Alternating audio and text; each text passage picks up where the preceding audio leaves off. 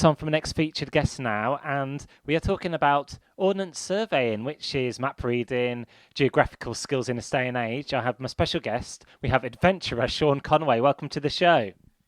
Oh, thank you for having me, mate. And we're going to discuss, as I say, orienteering, all that stuff, and this poll, what they found, which is really interesting. So, I'm going to start from the top. How crucial is map reading and having geographical skills in this day and age? Well, I mean, I think it's integral to just enjoying the outdoors even more. I sort of say, imagine going for a hike without a map is like just looking at your feet the whole time, because when you have a map, all of a sudden you can see what's around the corner. You can see what's just over that hill. So you might find, oh, there's a little hidden swimming spot, for example, and I'm going to go and explore that. And it just really opens up your outdoor experience. So, and also it makes it safer, right? And so are you saying being mapless takes the fun out of, the old-fashioned way of like adventuring and, finding that secret pathway or footpath? Yeah, exactly. It just it makes hiking sort of 3D and HD and in multicolor, whereas if you just went on your own without a map, for example, into the hills or whatever, you'd be missing out on so many little things like, there might be a Roman fort that you'll walk right past and you won't know anything about it. But if you had an OS map, it'll be just there and it makes it really fun, especially with kids. I've got young kids and you sort of show them something on the map and he's a bit too young to understand, but he's already getting excited at looking at different things on the map and what each of the symbols mean. And you kind of make a little bit of a game out of it. And it really just makes the whole day a lot more fun than just trudging along, looking at your feet type thing. And so we've come to a conclusion that maps are still, as you say, integral, relevant.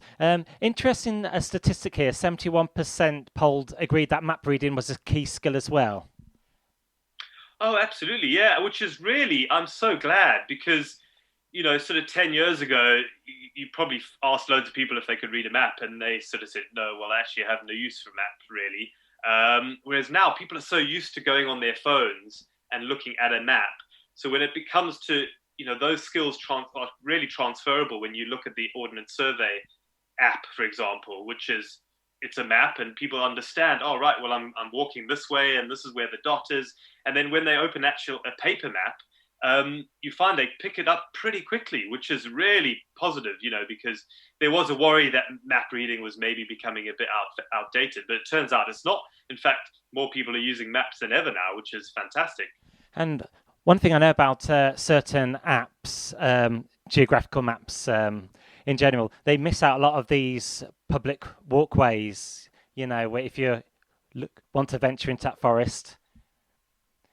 Yeah, no, exactly. With the OS maps, it shows every single footpath in Britain. And there are, I would say, there's probably 1 million miles of footpaths in Britain. There really are everywhere. I've just done 15 marathons in 15 days in 15 national parks around the UK, and I wouldn't have been able to do it without finding all the sort of the hidden gem footpaths in every national park.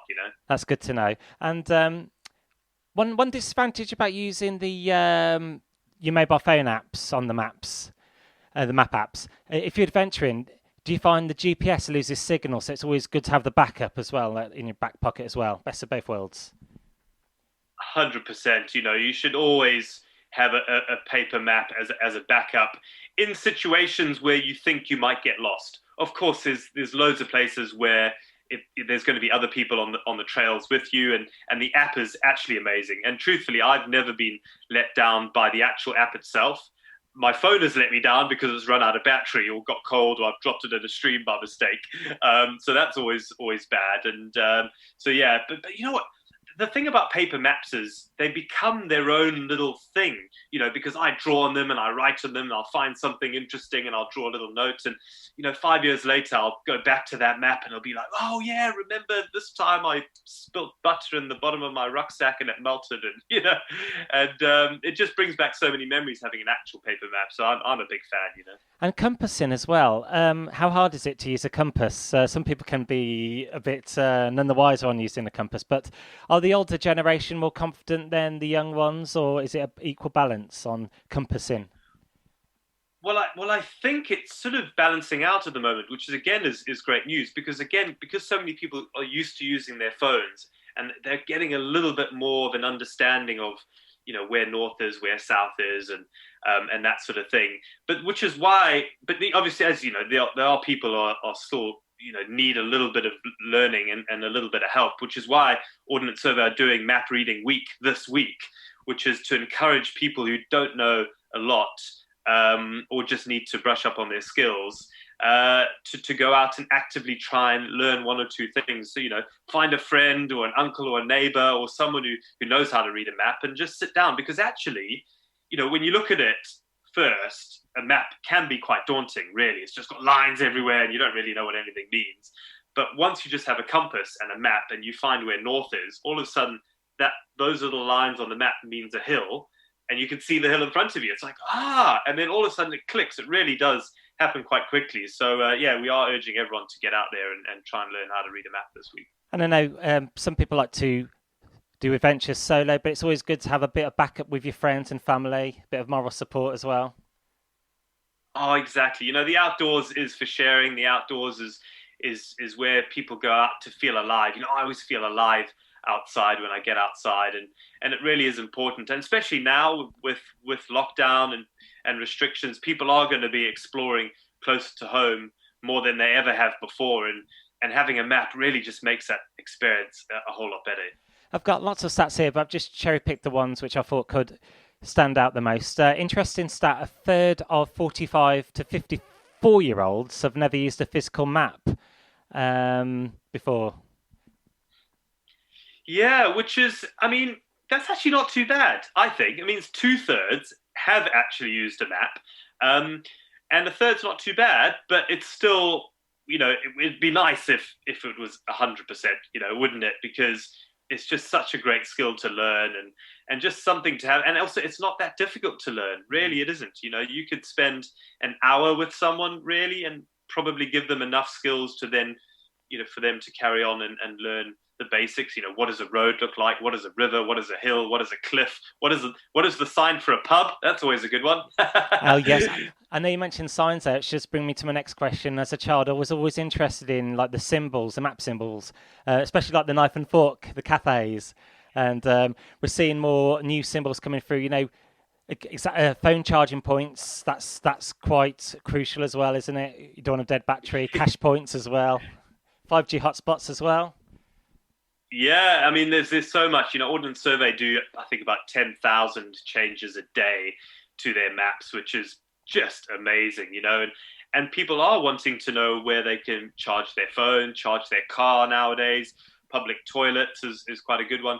Parking spaces, you often don't know where you can park if you go, and want to go out for a hike, and that sort of thing, and nature reserves and military firing zones. That's quite an important one, actually. You wouldn't want to stumble across one of those by mistake. Yes, rifle ranges. I saw that on a bus once, and I thought, what is a rifle range? And just wrapping up now, in your opinion as well, in the curriculum, is it still essential to have these old-fashioned navigation skills in schools? Absolutely essential. It's absolutely essential that kids learn how to read a map. We all use the outdoors. That's just a fact. Whether it be, going for a little run, walking the dog, just getting from A to B. And we need to have those skills. Otherwise, not only from an enjoyment point of view, but actually from a safety point of view, really, and once you learn how to read a map, your body really starts to engage the primitive navigation built into us that we're all born with, but we sort of lose it as we get a bit older if we don't actively use that sort of thing. And it really just becomes an essential part of life, really, being able to read a map. I couldn't survive without being able to read a map. Genuinely, it's in my everyday DNA now. If I want to go anywhere, I go straight to an OS map. It's the first thing I go to because it's so detailed and it shows me everything, They do say it's an adventurer's companion, don't they? The maps. Exactly. And once you sort of start writing on it and giving it a name, it becomes your best friend, And finally, I've been told about an adventure book for kids 8 to 12 range from Penguin. Do you know anything about that as well? You may like to tell the listener. Yeah, so Penguin have teamed up with Ordnance Survey to create the Ordnance Survey Kids Adventure Book, which I think is absolutely brilliant. It's got loads of puzzles and challenges and tips and tricks about how to read a map, and it makes it fun for kids, because if you just look at a map, it's a bit daunting and it's just loads of lines. But actually, once you sort of break it down and give them little things to do, like, find the symbol that means, a water park or a park or a nature reserve or a pub or whatever, it kind of makes it fun and it really engages them. And then once they've learnt it, they've learnt it. That's the best thing about map reading is you kind of don't forget it. Once you know, right? It's like walking and driving and breathing, So it really is such a great book. So I urge everyone to go out and get it. Well, that's brilliant. Sean Conway, thank you so much for joining me on today's show. We're talking all about maps, and I've learnt a few things or two myself. Thanks for joining me on today's show. Thanks for having me, mate. Cheers. Brilliant.